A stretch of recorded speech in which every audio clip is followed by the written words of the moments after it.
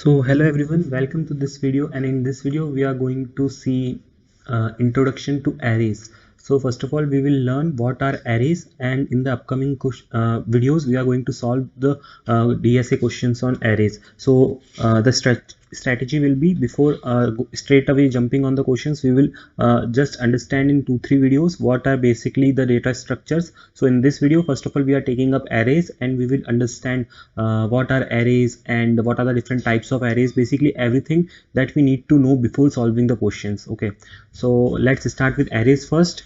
So array is basically a data structure in which the elements are stored in contiguous memory location.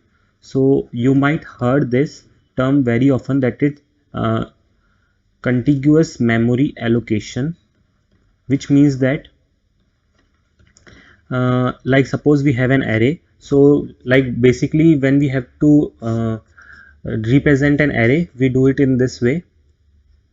So let us consider an array with 5 elements initially, so that the elements be 10, 20, 30, 40 and 50. So this can be called as an array with elements 5, and the elements in this array are stored in a contiguous memory allocation, or in a contiguous fashion. So let us understand what does it mean. So basically, if we have to represent array in C++, how we can do this? We can simply write like this, that is the array, and before that we can mention also the type of the array, that is if it is an integer type of array or floating type array. So we can type the data type, and then the name of the array. In place of ARR you can mention anything. Then in the curly braces we will mention the elements of the array. So for this, like this will be the representation in C++. Okay, so now let's understand by contiguous memory allocations. So suppose we have this array, and we want how the memory is being allocated to each element. So let's see that first. So let me erase this line, and now let's see. Suppose we have x as the starting address. So we have this array which contains 5 elements, 10, 20, 30 and 40, 40 and 50. So we have this x plus y, x plus 2y, x plus 3y, x plus 4y and x plus 5y. Basically these are the addresses at which memory location these elements will be present. So what is x? Suppose x is the starting address where the array is stored. Okay, so this is the array. So the starting address where the array is stored. So for let us for example consider the x as 1000. So our array is starting from the location 100. So now if we have to find the address of the second element, that is 20, then how can we find it? We can simply do x plus, that is x plus y, which is 1000 plus y, which is size of an array element, which means if we have an integer type of array, then the integer take 4 bytes, so we will take 4. So the next memory location where the next element will be stored is 1004. So for this the location will be 1000, and for this location will be 1004. And similarly when we have to find the memory address of 30, how we can do that? We can simply do x plus 2y and then 1000, which means the initial memory address, and the 2 into 4, which means 8. So in this way the memory location of third element of the array will be 1008. So in this way you can see that the array elements are stored at contiguous memory location, which means that after 1000 the next memory location, which is 1004, there the next element is stored, because it is taking 4 bytes. So from 1000 to 1004 10 is stored, and then from 1000 to 1008 20 is stored, and in the similar fashion it is getting stored in a contiguous fashion. So that is why we say it array are always stored in contiguous memory location. And because of this property of array, we will now see the advantages of array. What are the advantages that we have of using the arrays? So let's see the advantages now. So basically there are two major advantages. As such there are many, but we will discuss two major which will be helpful for us in terms of solving questions further. So the first advantage is random access.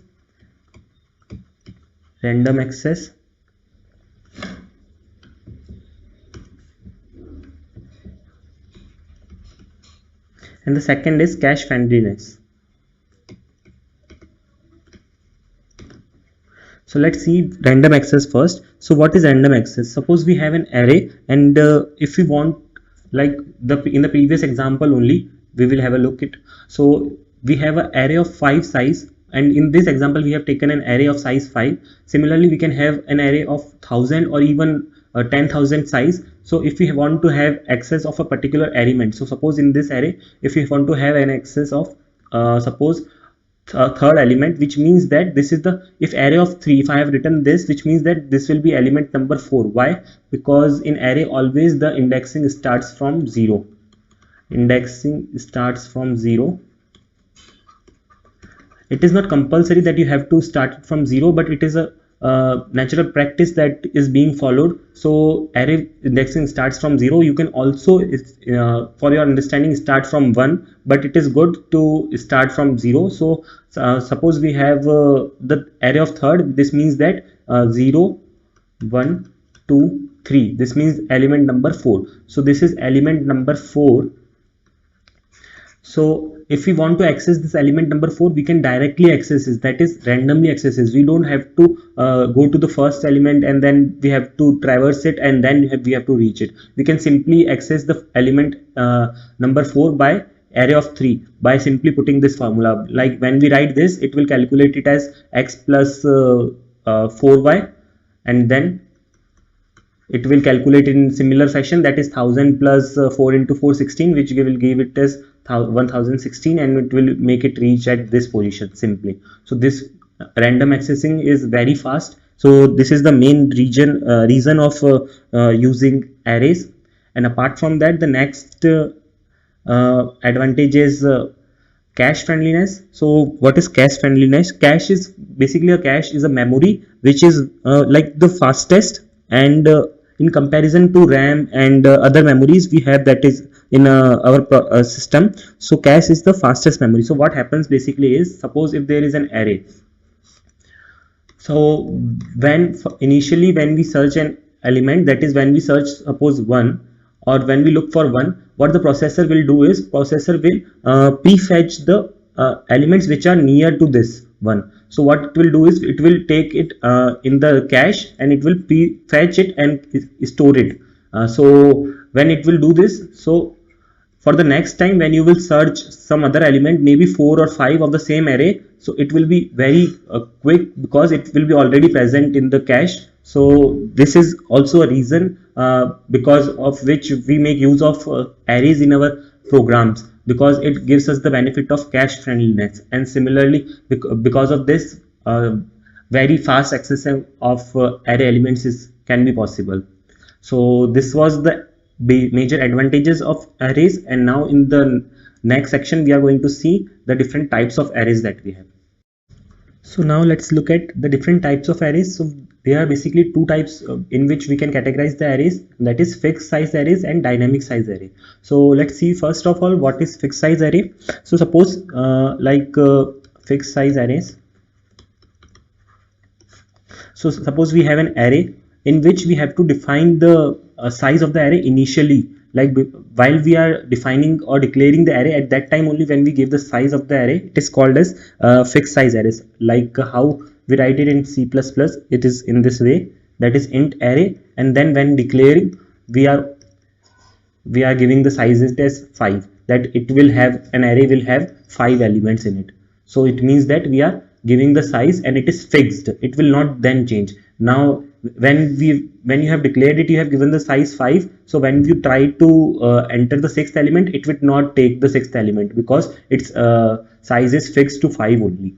So in this way fixed size array works basically. So another way of giving a fixed size array is, suppose if you don't know, like if you don't want to write the number over here, you can directly initialize it with the numbers. Like suppose the array is going to have 6 elements in it. So what this will do in this, when you declare this way, compiler will automatically understand that the array is having 6 elements in itself, so the size of the array is 6. So in this condition also, array will be considered as a fixed size array of element of length 6. So this was about fixed size array. So another type of array is dynamic size array. So now let's see what is dynamic size array. So in dynamic size, there are different data structures in we have, that is for dynamic size arrays, that is vectors in C++. We are going to see in further videos what are vectors in details and some questions on that. Array list in Java, and in Python we have list in Python. Basically in Python we use list only as arrays. So these are the dynamic size arrays. So basically in vectors, what we have, the concept is, suppose we have a vector. Initially, if its size is whatever may be its size, suppose let's consider its size is 5, and when we start inserting it, when we have inserted all the 5 elements, and when it's full, and we try to insert the sixth element when we are trying to insert, so what it will do is, basically it will double its size from 5. So if its size was 5 previously, what it will do is, it will double its size to 10. So now its size will be 10, and now you can insert furthermore 5 more elements in this. So 6, 7, 8, 9, 10. If you have filled previously, we have filled 5, and now furthermore we have filled up till 10, and now when we are trying to fill 11th, what it will do, it will automatically increase its size to double, which means now if its size was 10, it will increase its size to 20. So 0 to 20, its size will be increased. So every time when the array is full, it will double its size. So this is the dynamic size array. So this is basically the advantage of, there is very much advantage of using dynamic size arrays, that is vectors and array list. So when we code, we usually use vectors only in C++, because it has many different like functions for directly accessing it. If we want to access something in a fixed size array, we have to like write steps, but there are predefined functions for accessing in dynamic size arrays that we are going to see further when we will discuss in vector section. So for now, just understand that there are two types of arrays, fixed size arrays and dynamic size arrays. Both are important in their own terms, and you need to understand both of them. So that's all for this video. In this video, we have discussed the introduction to arrays, and then we have seen, first of all, we discussed the introduction to arrays, where we discussed about contiguous memory allocation and how the memory allocation happens in an array. Then we discussed about the advantages of using arrays, which were random access and cache friendliness. And after that, we have seen the different types of arrays, which are fixed size arrays and dynamic size arrays. So in the upcoming videos, we are going to see different kinds of questions on arrays and are going to solve them. Okay, thank you for this video. And if you like the video, please subscribe to the channel and check the playlist section for more such videos. Thank you.